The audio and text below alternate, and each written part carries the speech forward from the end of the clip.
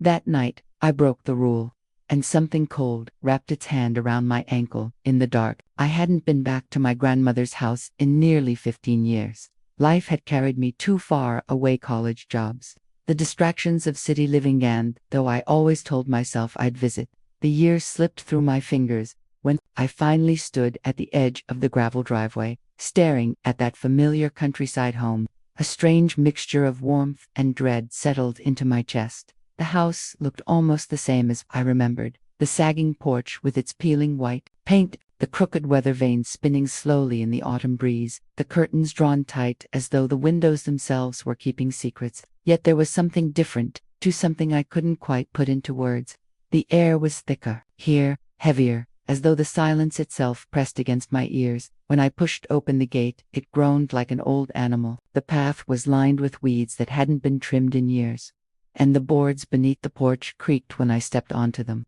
My hand hovered over the brass doorknob for a moment, and I was struck by a faint smell, the smell of damp wood tinged with the sour edge of mildew. It brought back childhood memories of hiding beneath quilts on rainy nights. But now the scent was sharper, more rotten. The door opened before I could knock. My grandmother stood there, small and bent, but not fragile. Her gray hair was tied back neatly, her eyes sharp as they scanned my face. For a heartbeat, she didn't say a word, and I wondered if she even recognized me. Then, her lips curved into a thin smile. "You came back," she said. Her voice was soft but carried weight, like the snap of a branch in the stillness of night. Stepped inside, and the warmth of the house wrapped around me. The old furniture was still in place, the heavy oak rocking chair, the faded floral wallpaper, the clock on the wall that ticked too loudly in the silence. Everything looked cozy, but beneath it all was that smell again, rotting wood, faint but persistent, like a warning hidden under the comfort. We sat together in the kitchen, where she poured me tea from a chipped porcelain pot. For a while, we spoke of ordinary things, my job, the city, the weather. But her eyes kept flicking toward the hallway, toward the shadows that seemed deeper than they had any right to be. Finally, she set her cup down and leaned closer. "If you're staying the night," she said, her tone suddenly sharp, "then you must follow the rules." I blinked at her, almost laughing. "Rules, Grandma? It's your house. Of course I'll respect it." Her hand shot out, gripping mine with surprising strength. "No, not house rules. Survival rules." The air in the kitchen seemed to grow colder. The shadows in the corners stretched longer, curling like smoke. My grandmother's face was grave, her eyes glistening with something like fear. She began to list them, her voice low but steady. "Rule 1. Never look out the windows after midnight. No matter what you hear. Rule 2. If you hear footsteps in the hallway, stay in your room. Do not open the door. Rule 3. Always cover the mirrors before you sleep. Rule 4. Never, under any circumstances, answer if someone calls your name from outside." She paused then, her eyes locking onto mine with a warning so fierce it sent a chill down my spine. "And Rule 5, she whispered. Never break the other rules, not even once." For a moment, I just stared at her. Part of me wanted to laugh, to brush it off as superstition, but the way her voice trembled at the edges, the way her eyes refused to blink it, froze the smile on my lips. "Grandma," I began, that's a lot." Her hand tightened again, her skin like parchment but her grip like iron. Promise me you'll follow them." Something inside me, something instinctive, made me nod. "Okay, I promise." She leaned back then, releasing my hand, but she didn't relax. Her eyes lingered on me as though weighing whether I had meant it. That night, as I lay in the guest room, the same one I'd slept in as a child, I couldn't stop thinking about those rules. The moonlight spilled faintly through the curtains, the floor creaked as though someone were walking just beyond the door, and the smell of rot lingered in the air. I told myself it was all in my head, that I was letting her strange warnings feed into my imagination, that nothing here was truly wrong. But deep down, I knew better, because for the first time since childhood, I was afraid of sleeping in my grandmother's house. After dinner, the house grew quieter than I remembered. The ticking of the clock echoed too loudly, like it was marking something other than time. The shadows that gathered in the corners felt alive, shifting subtly when I turned my head. My grandmother hadn't spoken much since our meal, but now she shuffled to the heavy wooden table in the center of the living room and gestured for me to sit. "Now," she said, her voice firmer than it had been earlier. You need to listen. I sat across from her. The single lamp above us cast a yellow circle of light that left the edges of the room drowned in shadow. It was warm, but I felt a chill rising from the floorboards, a dampness that smelled faintly of earth and old salt. She folded her hands, and for a long moment she didn't speak. Her eyes darted once toward the hallway, and then she leaned forward, lowering her voice. There are rules in this house, she said, and they are not to be broken. I gave her a small, nervous smile. You already told me some earlier. Remember? Don't look out the windows after midnight. Don't answer if someone calls my name. Her hand slammed against the table, rattling the lamp and making me jump. No, she snapped. Those were warnings. You don't understand. You must learn them, everyone, and you must repeat them back to me until they stay in your head. The smile faded from my lips. I nodded slowly. Okay, tell me. Her shoulders relaxed slightly, though her fingers trembled as she lifted one hand and began to count on her bony fingers. Rule 1, she said, her tone sharp and deliberate. Never open the door after midnight, no matter who knocks. Not for me, not for anyone you love. Do you understand? I frowned. Even if it's repeated, she interrupted. My throat tightened, but I repeated the words carefully. Never open the door after midnight, no matter who knocks. Her eyes glistened with approval, but there was no comfort in it, only urgency. Rule 2, she continued. Don't look into mirrors after dark. Not even by candlelight. Not even in passing. If you see yourself, at night, it won't be you looking back.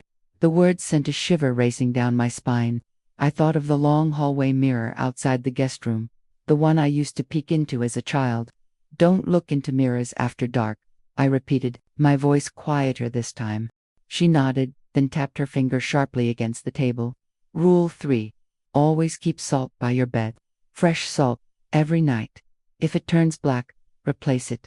If it's gone by morning, tell me immediately. Salt, I whispered, trying to smile again, like, for flavor. Her gaze cut through me. Salt is the only thing they can't cross. Repeat it. I swallowed. Keep salt by my bed. Replace it if it turns black or disappears. She leaned closer, her breath carrying the faint smell of herbs and something metallic, like dried blood. Rule 4. If you hear me crying, do not come to comfort me. That one made me freeze. My grandmother's voice cracked on the words, as though they heard her to speak aloud. She lowered her head for a moment before lifting it again, eyes shimmering with unshed tears.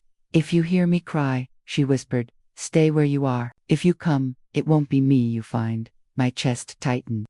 Grandma, repeat it, she snapped. I hesitated, then forced myself to say, if I hear you crying, I don't come. Her lip trembled, but she nodded. For a moment, the room was silent except for the ticking clock. The smell of rot seemed sharper, and the shadows along the walls pulsed faintly, like a breath too slow to be human. Finally, she leaned back, but her hands were trembling harder now. Now, say them all, together. I stared at her, heart hammering. All of them. Yes, every one, until I'm sure you know them. So I began, reciting them like a schoolchild under the stern eye of a teacher. Never open the door after midnight. Don't look into mirrors after dark. Keep salt by my bed. Don't come if I hear you crying. She nodded, lips pressed tight. Again, I repeated them. My voice shook a little. Again, I said them again, louder this time. Again, I kept repeating them until my throat was dry and my chest ached. By the 10th time, the rules no longer felt like sentences. They felt like chains wrapping around me, binding me tighter with every repetition. When I finally stopped, she let out a long, shuddering breath. Good, good. Maybe you'll be safe tonight. Her words hung in the air like smoke. I shifted in my seat, glancing toward the darkened hallway. The walls seemed to lean closer, the corners of the room pressing inward. Grandma, I whispered, why do I feel like this house is a prison? She didn't answer. Her eyes had turned toward the hallway again, and I saw the faintest flicker of fear there. The clock ticked louder, and in that silence, the house itself seemed to listen. That first night in my grandmother's house, I tried to convince myself the rules were just her way of keeping me in line. Strange old traditions, superstitions she clung to after too many years of isolation. But, as I lay in bed, staring at the ceiling of the guest room, I realized how quickly the atmosphere of the house turned from strange to suffocating. The room smelled faintly of mildew, and though the sheets were clean, they felt clammy against my skin, as if they had absorbed the dampness of the walls. The silence pressed down on me. It wasn't the kind of silence you find in the countryside, filled with distant crickets or the occasional owl. No, this was heavier, like the air itself was being held still by unseen hands. I placed the little bowl of salt on the nightstand, just as she had instructed. The crystals glistened faintly in the lamplight, sharp and white. I felt ridiculous for doing it, but after the way she had made me recite the rules, I didn't dare ignore her instructions. I turned off the lamp. The darkness in the room was immediate, swallowing everything except the faintest glow from the hallway, where the old clock ticked on relentlessly. Tick-tock, tick-tock, tock. At first, I thought sleep would come easily. My body was heavy from the long journey, and the warmth of the blanket coaxed me toward rest. But just as my eyelids began to flutter closed, I heard something. It wasn't loud, just a faint scratching sound, like fingernails dragging lightly against wood. I sat up in bed, listening. The scratching came again, slow, deliberate, not frantic, not the scuttling of a mouse. This was too steady, too careful. It seemed to be coming from the wall just behind my head. I held my breath, staring at the darkened wallpaper. The sound continued for a few seconds more, then stopped. Silence reclaimed the room, but my heart was racing too fast now. I tried to convince myself it was nothing. Old houses make noises. Wood settles. Pipes creak. That's all it was. I lay back down, but sleep refused to come. Every creak, every groan of the floorboards made me flinch. And then, at exactly midnight, the clock in the hallway chimed. The sound echoed through the house like a warning. 1, 2, 3. By the time the 12th chime faded, I felt ice running through my veins. I didn't know why, but I had the awful sense that something had changed. That the rules weren't just words anymore, they were in effect.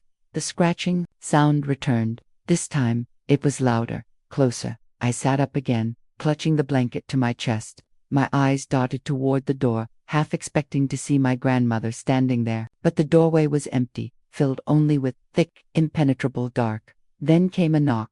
3 sharp, deliberate knocks at the front door. My body went cold. No, it couldn't be. Not now. The knocks came again, louder, this time, and then, God help, I heard a voice. It was my mother's sweetheart. The voice called softly, "It's me." Opened the door. My throat tightened. My mother had been dead for years. I scrambled out of bed, my bare feet hitting the cold wooden floor. The rules slammed back into my mind, each word pressing like a brand against my skull. Rule 1. Never open the door after midnight. I stood frozen, every muscle in my body screaming to move but refusing to obey. The knocking came again, faster, more desperate. "Please," the voice begged now, trembling with emotion. "It's so cold out here. Won't you let me in?" Tears burned in my eyes. It sounded exactly like her. The same warmth, the same gentle pleading she used when I was a child afraid of thunderstorms. But my grandmother's warning echoed louder.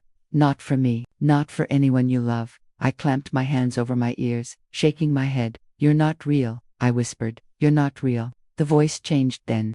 It dropped into something lower, something that vibrated against the walls. A distorted growl crawled through the air, too deep to be human. The final knock rattled the entire house. And then, silence. I stood there, trembling, tears running hot down my cheeks. My legs barely carried me back to the bed, where I collapsed under the blanket and pulled it over my head like a child. The salt on the nightstand glistened faintly in the dark, and I clung to the sight of it like a lifeline.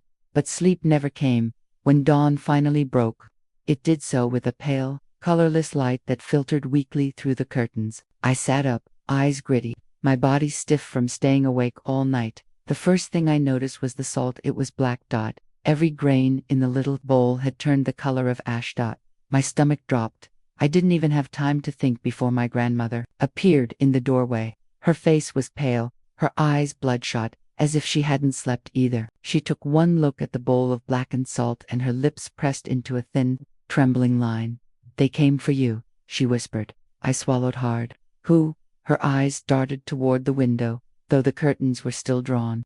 When she spoke, her voice was barely more than a breath. "The ones who own this house." I told myself the night before had been nothing more than exhaustion and an overactive imagination. After all, I'd been traveling for hours to get here. And this house, this old, groaning, suffocating house, was bound to play tricks on me. That's what I repeated to myself as I sipped the bitter tea my grandmother made for breakfast. But every time my eyes drifted toward the little bowl of salt now refilled, glowing white and pure, I remembered how it had turned black, not gray, not damp, but black, as though it had burned from the inside out. And no matter how hard I tried to reason with myself, the memory of the knocking, the voice of my dead mother scraped against my mind like rusted metal. Grandma didn't say much that morning. She moved around the kitchen with her back bent, hands shaking as she stirred her tea. When she finally spoke, it was with a brittle edge. "You listened," she said. "That's good." Her eyes met mine, sharp, demanding an answer. I nodded, though I could barely get the words out. It sounded like her, Grandma. It was her. Her face hardened, deep wrinkles tightening like cracks in old stone. "No, it was not. It will never be them. Remember that, no matter how much it hurts, no matter what they say." She set her cup down with a sharp clink and left the room without another word. The day crawled by. Sunlight should have brought comfort, but it didn't. The air hung heavy, and shadows seemed to stretch too long, curling at the edges like smoke. I wandered through the house, my hand grazing the faded wallpaper, trying to anchor myself to something real. That's when I passed the mirror in the hallway. I froze. The glass looked perfectly ordinary at first, reflecting the dusty frame and the dim light filtering through a lace curtain. But as I stared, I noticed a faint ripple shimmer across its surface, like water disturbed by a stone dot. My reflection lagged. Just for a second. I stepped back, heart pounding. The rules thundered. In my memory, do not look into mirrors after dark. But it wasn't dark yet. It was mid-afternoon. Still, I tore my gaze away and hurried back to the kitchen. I didn't dare tell Grandma what I had seen.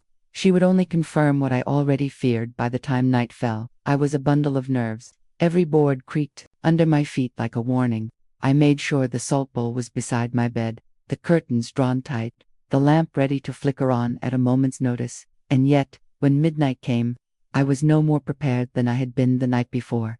It began with silence, that same suffocating, breathless quiet that pressed against my eardrums until I thought they would burst. Then came the knock. 3 slow, deliberate knocks against the front door. I bolted upright in bed. The sound reverberated through the walls, shaking the very air.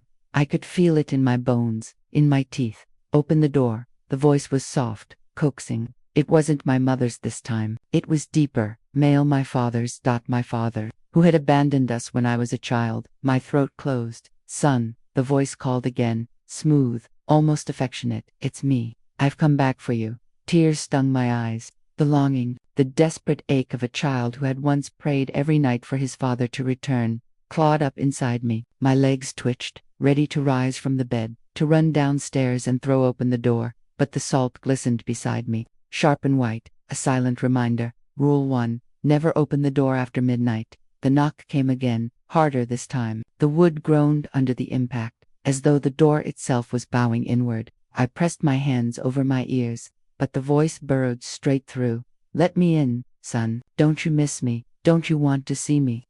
I bit my lip so hard I tasted blood.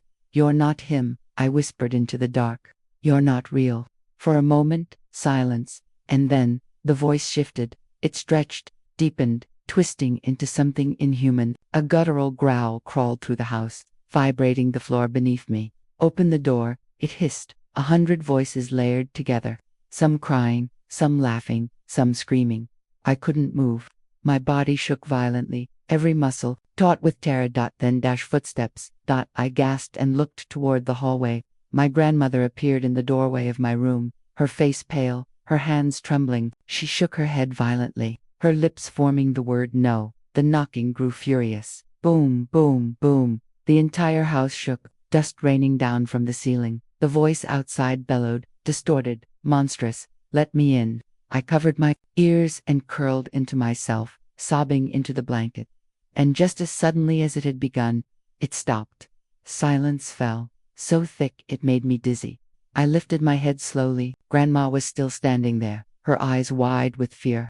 She didn't move until the clock struck 1. Only then did her shoulders relax. Without a word, she stepped into the room, crossed to the nightstand, and lifted the bowl of salt. She held it up, inspecting it in the limplight. It was still white. Her shoulders sagged with relief. She set it down carefully and turned to me. "You did well," she whispered. "You resisted." But her voice trembled, and I knew she was hiding something. Something worse. That night, I didn't sleep.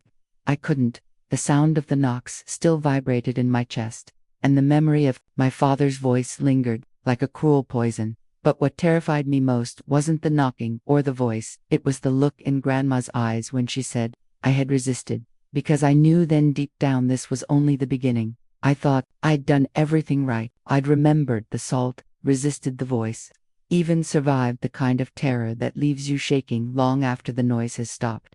But it only took a single mistake, just one careless moment for everything to unravel. It was late the next evening. Grandma had gone to bed early, exhausted from another day of silence and candlelight. I sat in the kitchen, trying to distract myself by sipping lukewarm tea and staring at the old clock ticking on the wall. The minutes dragged by, each tick like a hammer blow in the quiet. I told myself I wouldn't wander. I wouldn't let curiosity pull me through the house again. But thirst eventually forced me up. The water pump was out by the back door, and the hallway mirror stood directly in my path. The same mirror I had avoided since yesterday. My eyes flicked to it as I passed. The urge to glance, just for a moment, felt impossible to resist. It was a childish compulsion, like wanting to peek through your fingers during a horror movie. So I looked, and I broke the rule. At first the reflection seemed harmless. Just me, pale and tired, clutching the empty glass in my hand. I almost laughed at how silly I felt, letting my imagination twist shadows and glass into nightmares. But then, my reflection didn't move. I shifted slightly. My reflection remained frozen, staring back at me. My chest tightened. I took a step forward, raising the glass in my hand, testing it. The me in the mirror finally moved, but too slowly, like I was underwater, caught in some thick current of time. And then, it smiled, my face and my lips, but stretched just a little too wide, curling upward into something grotesque. "I know what you did," it whispered. The glass slipped from my hand and shattered on the floor. The voice came again, soft and venomous. "You left her alone that night. You told yourself you couldn't hear her, but you did. You just didn't want to believe it was real." I stumbled backward, heart hammering against my ribs.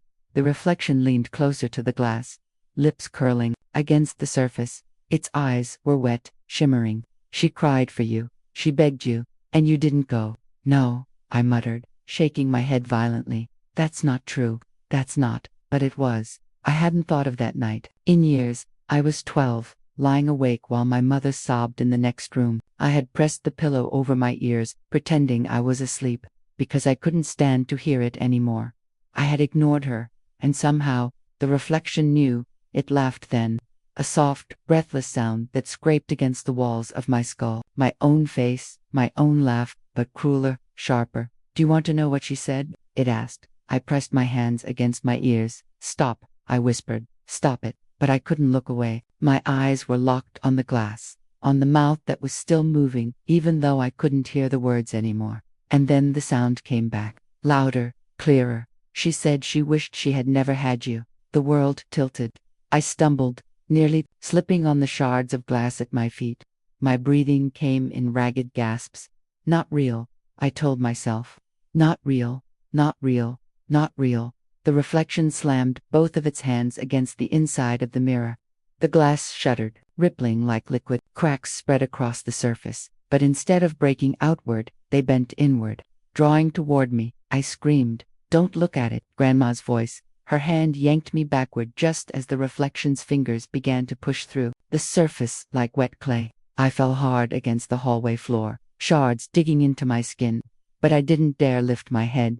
She muttered something in a language I didn't recognize, low and urgent, and the air filled with the acrid stench of burning herbs. I covered my nose, coughing as smoke billowed around us. The mirror shrieked, not glass, the thing inside it, a sound like nails dragged across bone, like laughter breaking into a scream. When I finally dared to open my eyes, the surface was still again, cracked, yes, but no longer moving. My reflection stared back at me normal this time, trembling, pale, terrified. Grandma knelt beside me, her hands gripping my arms so tightly I thought she might snap the bone. "You looked," she hissed. "You looked, didn't you?" I nodded, weakly, tears spilling down my cheeks. Her face crumpled. For the first time, I saw pure terror in her eyes. You've let it know you, she whispered. It's not just outside anymore. It's inside this house now. Inside you. I couldn't stop shaking. Every shadow in the hallway felt alive, twitching, waiting to pounce. Grandma helped me to my feet, dragging me away from the mirror, back to the kitchen. She shoved a fresh bowl of salt toward me, her hands trembling so badly the grains spilled across the table. You broke the rule, she said, her voice hollow. And there is always a price. Her words sank into me like lead. I sat in silence, clutching the edge of the table, the sound of my reflection's voice still echoing in my skull. She wished she had never had you. I pressed my hands against my ears, but I knew the words would never leave me. The house felt heavier after the mirror incident. Every door seemed to resist when I tried to close it, and the air had grown thick, like invisible cobwebs clung to my skin. I couldn't tell if the weight came from outside pressing in or from inside me, burrowing deeper. Grandma sat across from me at the kitchen table, her hands clasped tightly around a candle that flickered though no draft touched it. Her face looked older than I remembered, lined with shadows that had nothing to do with age. You think the rules are for you, she said finally. Her voice was low, like a confession dragged out after years of silence. But they're not. They've never been. Her eyes met mine. For a moment, I saw the same terror I'd glimpsed in the hallway, a kind of raw, unshielded fear that made me want to look away. There, for me. At first, I thought I misheard her. I leaned forward, the candle's light painting her features in trembling amber. What do you mean, for you? She sighed, staring into the flame. I made a mistake, years ago, before you were born, before your mother was even grown. I was desperate, so desperate I didn't care who answered me. Her voice quivered, the words catching on her throat. I asked for protection, for my children, for this family.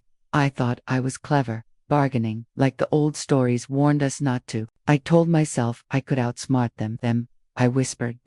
She nodded. Not one thing, not a ghost, not a demon, a hunger, 1,000 mouths that wear one face at a time. They feed on ties of blood, on love, on guilt, on all the fragile threads that bind us together. The candlelight flickered, and I thought I saw shapes shifting along the kitchen walls, stretching like long, grasping fingers. Grandma's gaze never left the flame.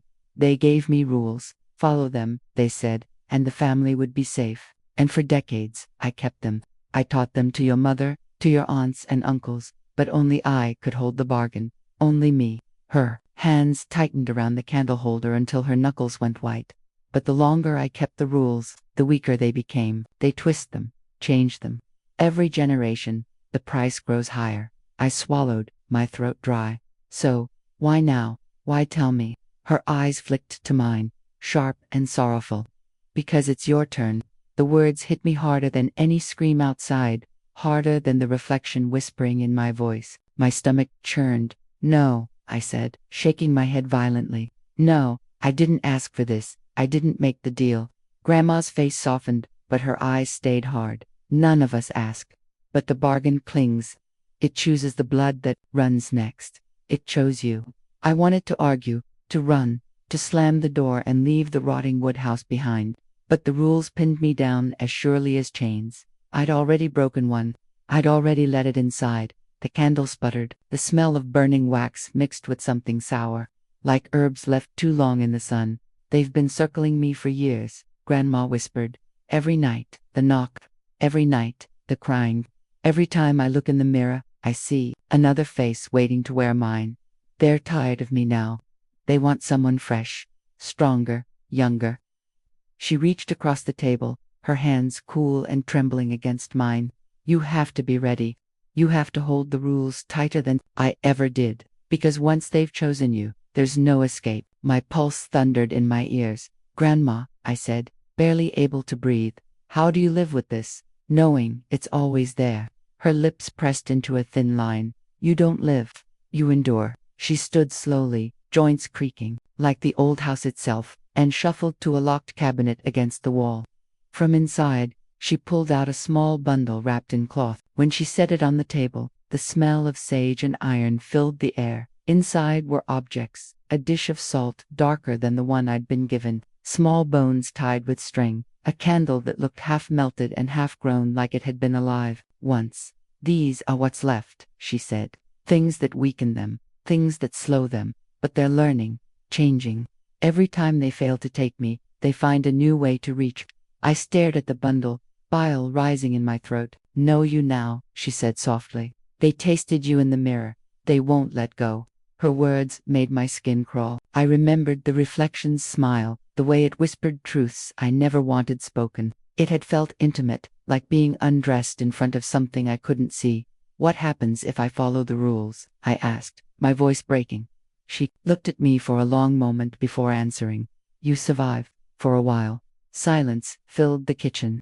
Only the candle crackled, dripping wax into a small pool on the table. My head spun. I wanted to scream at her for not telling me sooner, for letting me come here, for dragging me into her curse. But beneath the anger, I felt something else. Pity. Her hands shook when she tried to fold the cloth back over the bundle. Her face lined with exhaustion deeper than age. She wasn't just afraid, she was guilty. "You shouldn't have come," she whispered. "But maybe this is how it's meant to end. Maybe it takes both of us this time." The candle guttered. A draft swept through the room, smelling of damp, soil, and something metallic. Grandma's head snapped toward the hallway. Her voice dropped to a whisper. "They're listening." I froze, every hair on my body rising. She blew out the candle. Darkness swallowed us whole. The darkness inside Grandma's house wasn't normal.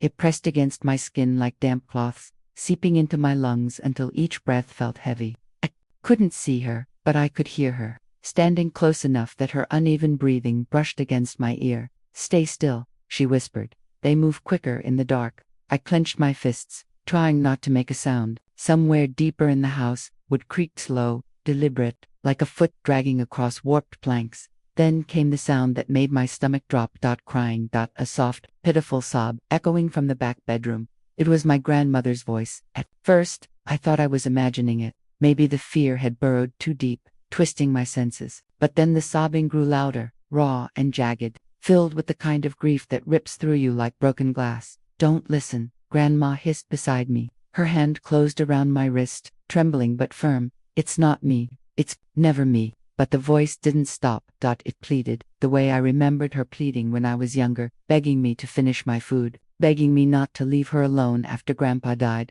"Please," it sobbed, "please help me. They're hurting me." I shut my eyes, my heart pounding so violently I thought I might faint. It sounded just like her. The words of the rules echoed in my head. "If you hear me crying, don't come to comfort me." I knew what I was supposed to do. Sit still, stay silent, obey. But then the crying changed. It wasn't just weeping now, it was screaming, raw, terrified screams that clawed at the inside of my skull. And it wasn't some faceless thing anymore. It was her. My grandmother, the woman who raised me when my parents couldn't. The woman who told me stories by the fire and held me when the nightmares came. I couldn't ignore that voice. I broke free of her grip and ran. The hallways stretched long and suffocating, the shadows bending unnaturally, as though the house itself was leaning closer to listen. "Don't," Grandma's real voice shouted behind me, but I couldn't stop. My body moved on instinct, pulled by the sound of her screams. I reached the bedroom door, my hand shaking on the knob.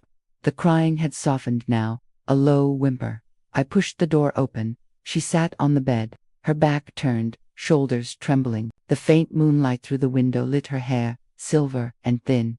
"Grandma," I whispered. She stopped shaking. Slowly, she turned toward me, and I realized instantly this was not her. The face was stretched, skin too tight, like it had been pulled upward by invisible hooks. Her mouth was a wide gash of teeth, and her eyes black, bottomless pits locked on me with hunger. But the worst part wasn't her face, it was the sound. When she opened her mouth, I expected a scream, a growl, anything monstrous, but what came out was my own voice. "Why didn't you save me?" it whispered. My knees nearly buckled. "No," I muttered, stumbling back. "No, you're not." The thing lunged. Its hands were like claws, grabbing at my arms with a strength that sent me crashing into the wall. Pain shot through my shoulder as I struggled, but its grip only tightened. "Mine now." It hissed still in my voice. I thrashed, clawing at its face, its arms, anything to break free. The skin under my nails felt wrong, stretchy, rubbery, like decayed leather. And then light exploded through the room. The real Grandma burst in, holding a candle wrapped in some kind of braided herbs. Flames leaped unnaturally high, filling the space with smoke and the acrid smell of sage. The creature shrieked, jerking backward. Its face twisted violently, melting and reforming like wax. Grandma shoved me behind her. "Get back," she shouted, her voice strong despite the tremor. The thing clawed at the air, its form flickering between mine and hers, between stranger and family, and then, with a final, distorted scream, it vanished, leaving only the echo of my voice still hanging in the air. I collapsed onto the floor, gasping, my hands shaking so badly I couldn't even wipe the sweat from my face. Grandma knelt beside me, gripping my shoulders. Her eyes were wide, furious, terrified. "You broke the rule," she said. I thought it was you." "It's never me," she snapped. "Don't you understand? That's how they get in.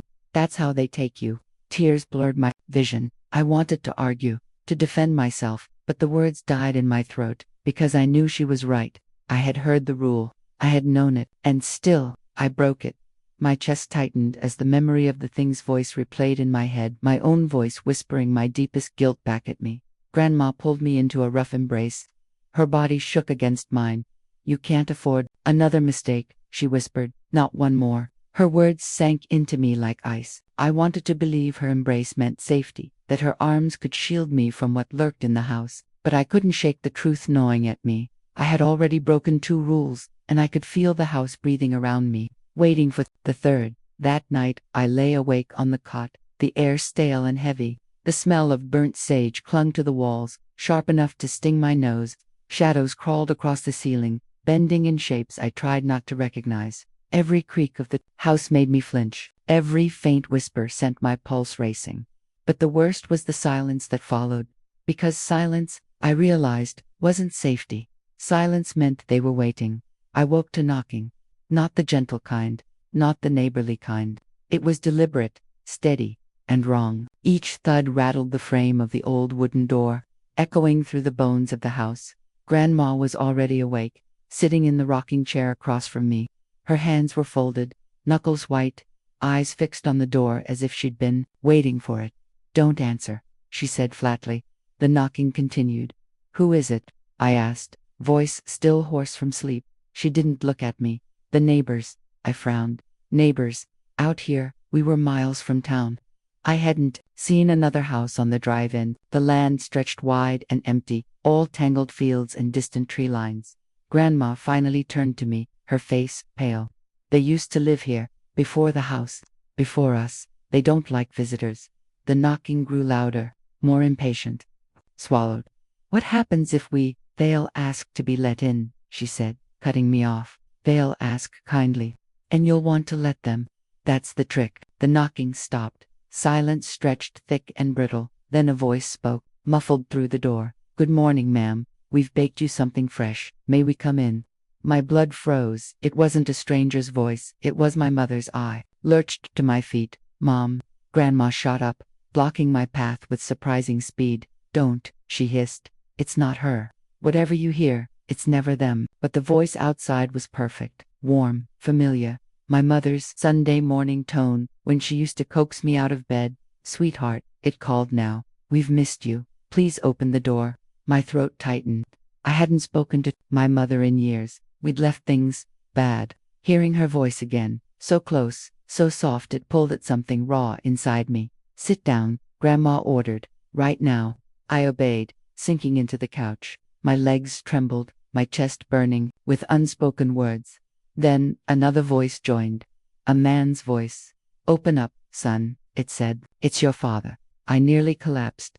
My father had been dead for over a decade. The door rattled violently. The voices grew louder, overlapping, familiar tones twisting into each other. My cousin, my childhood best friend, teachers, co-workers, all of them calling my name, begging for me to open the door. "Please, we're cold out here. We just want to see you. Why won't you let us in?" I pressed my hands against my ears, but it didn't help. Their voices poured through the walls, through the floor, drilling straight into my head. Grandma lit another bundle of herbs, the bitter smoke flooding the room. She chanted low under her breath, words I didn't recognize. The voices outside turned desperate, then angry. "You're selfish. You've abandoned us. Let us in, or we'll let ourselves in." The final threat cracked the air like thunder, and then the door handle started to turn. Grandma moved faster than I'd ever seen. She slammed her palm flat against the door, muttering harshly. The wood groaned, shaking under invisible weight. Something pushed from the other side, hard. The frame bent, splinters rained to the floor. I thought the door would break. I thought the house itself would split. But then silence. The pressure lifted, the air lightened, and the voices stopped. Grandma sagged against the door, her breath ragged. "They're getting stronger," she muttered.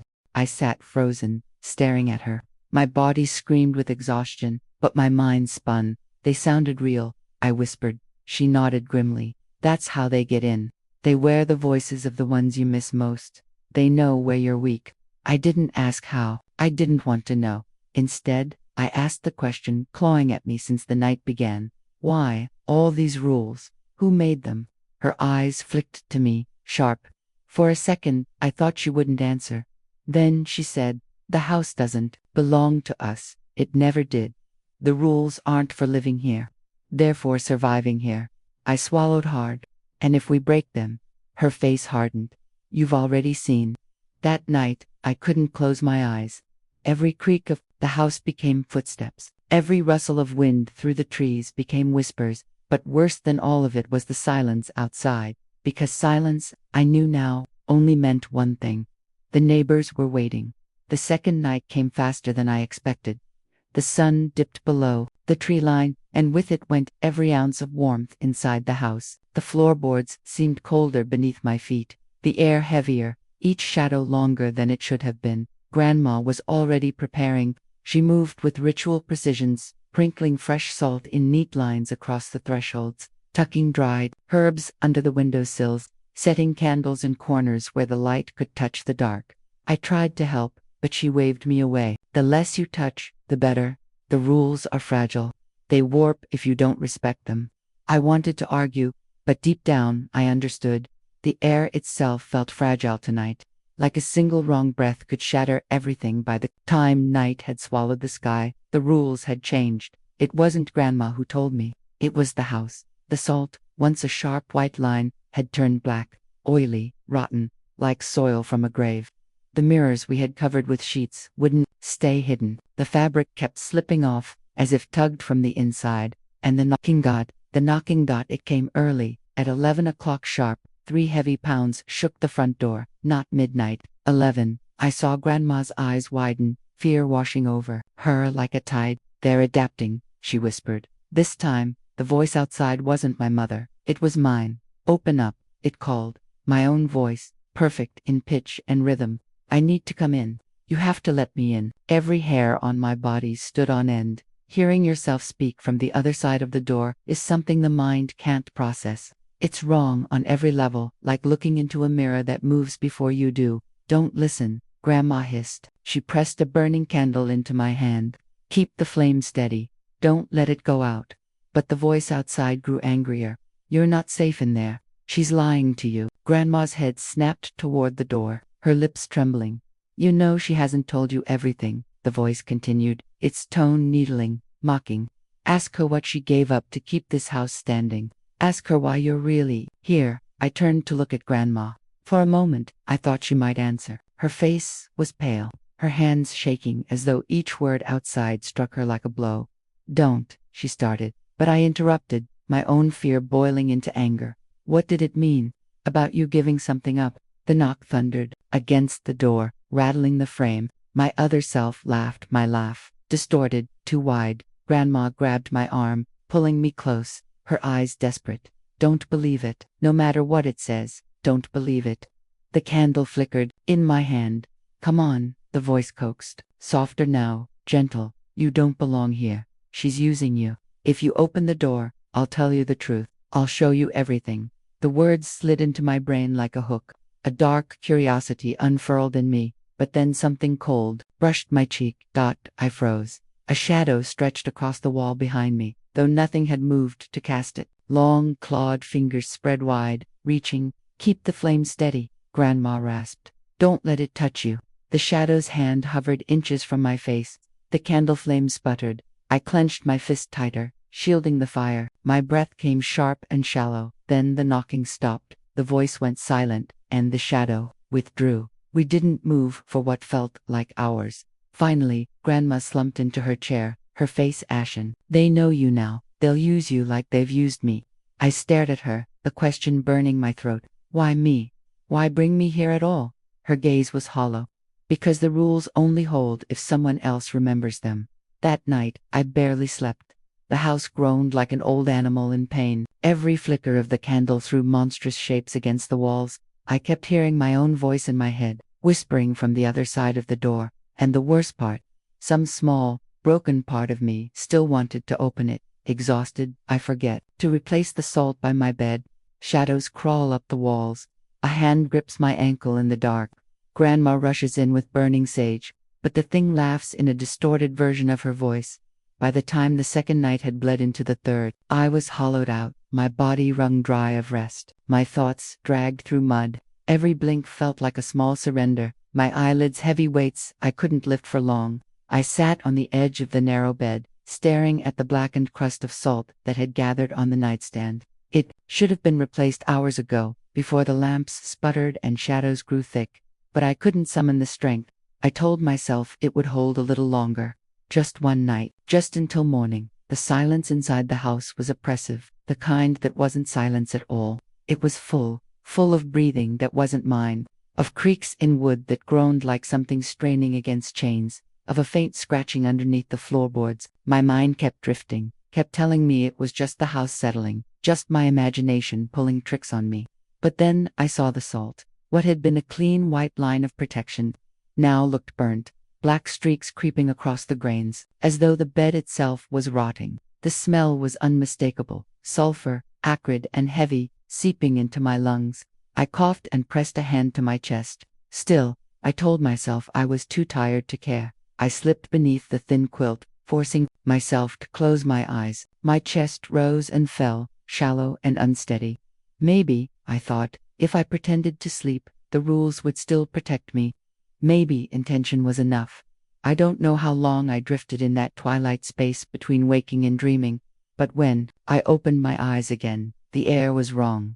Too still, too heavy. The shadows on the walls weren't stationary anymore. They pulsed, swelled, and twisted upward like smoke trapped in water. My heart thudded against my ribs, but I didn't move. Then, from the darkness at the foot of the bed, something stirred. A shifting weight, slow and deliberate, dragging itself toward me. The quilt tightened across my legs, not from my own movement, from something tugging it down.